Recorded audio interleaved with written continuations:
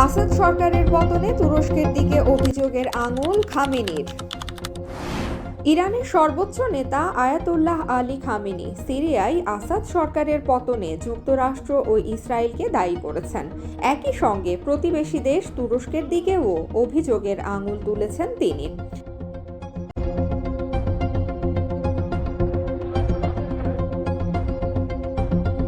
ইরানের রাষ্ট্রীয় সংবাদ সংস্থা তাসনিমের প্রতিবেদন অনুযায়ী খামেনি বলেছেন, সিরিয়ায় যা ঘটেছে তা এক যৌথ মার্কিন জায়নিস্ট পরিকল্পনার ফল, এতে কোনো সন্দেহ নেই। তিনি আরও বলেছেন, সিরিয়ার একটি প্রতিবেশী সরকার স্পষ্টতই ভূমিকা রেখেছে, এখনও রাখছে, সবাই এটি দেখছে। তবে প্রধান ষড়যন্ত্রকারী, পরিকল্পনাকারী এবং নিয়ন্ত্রণ কেন্দ্র হল যুক্তরাষ্ট্র এবং জায়নিস্ট শাসক গোষ্ঠী।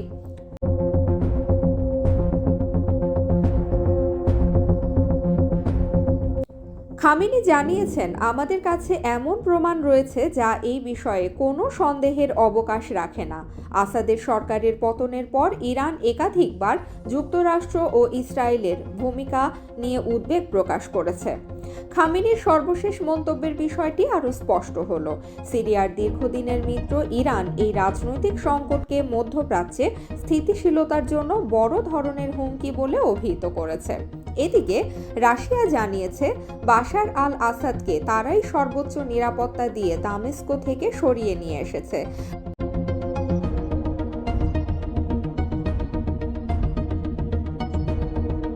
উপ পররাষ্ট্রমন্ত্রী সের্গেই রায়াবকভ মঙ্গলবার এনবিসি নিউজকে এক সাক্ষাৎকারে জানিয়েছেন, বিদ্রোহীদের ত্বরিত অগ্রযাত্রার মুখে বাশার আল আসাদকে খুবই সুরক্ষিত উপায়ে দামেস্কো থেকে সরিয়ে আনা হয়েছে। তিনি এখন সম্পূর্ণ নিরাপদ বলেও জানিয়েছেন তিনি। আসাদকে এখন বিচারের জন্য ফেরত দেওয়া হবে কিনা এ প্রশ্নের জবাবে রুশ উপ পররাষ্ট্রমন্ত্রী সরাসরি বলেছেন, আন্তর্জাতিক অপরাধ আদালত যে প্রচলিত ধারা চালু করেছে, গ্রেপ্তারি পরোয়ানা জারি, তার সঙ্গে আনুষ্ঠানিকভাবে রাশিয়ার কোনো সংশ্লিষ্টতা নেই। কী পরিস্থিতির কারণে তিনি রাশিয়ায় এলেন বা কিভাবে বিষয়গুলো নিষ্পত্তি হবে সেগুলো নিয়ে আর কোনো মন্তব্য করবেন না বলে জানিয়েছেন রায়াবকভ।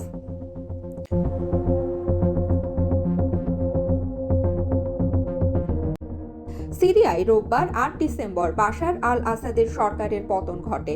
বিদ্রোহী যোদ্ধাদের মধ্যে মাত্র ১২ দিনের অভিযানে ওই দিন ভোরের দিকে ঘনিষ্ঠ মিত্রদেশ রাশিয়ায় পালিয়ে যান তিনি।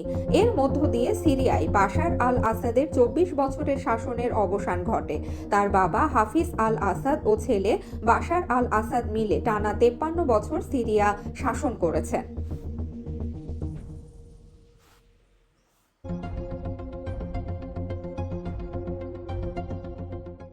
খবর সবার আগে পেতে আমাদের চ্যানেলটি সাবস্ক্রাইব করুন। নতুন ভিডিওর সাথে সাথে পেতে বেল আইকনে ক্লিক করুন।